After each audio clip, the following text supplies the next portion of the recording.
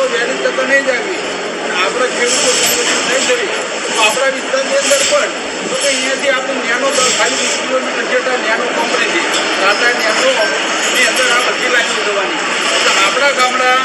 એને નથી નીકળવાની એટલે આપણે આપણા વિસ્તારની અંદર જે વાત કરીએ ને કે ભાઈ આવી ખાવાની બોરે તમે ખેડૂતો એકઠા થાવ અને તમારી જે રજૂઆતો હોય આપણે કહીએ કે આપણી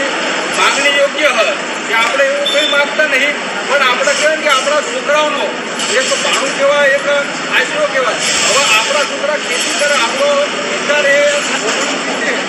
જળકંઠા વિસ્તારની અંદર શિક્ષણ નહીં શિક્ષણ નથી એટલે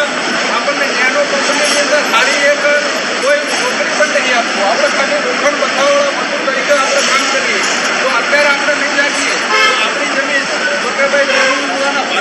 ભાઈ કંપનીઓ લઈએ છીએ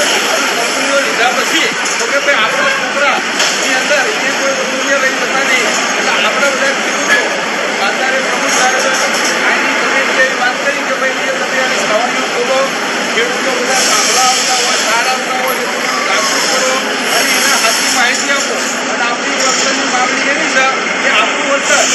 મોટો કરો કે આપણા ખેડૂતો આપણા કાંઠા વિસ્તારની અંદર મારા ગામની 50 લાખ રૂપિયા જમીન છે આ એ 16 ગુંઠા લગભગ વિકો થતો આ એ 16 ગુંઠા વિકો થાય આપણે 40 ગુંઠા થાય એટલે આપણી મોટી જમીન થાય મારી 50 વીઘામાં તો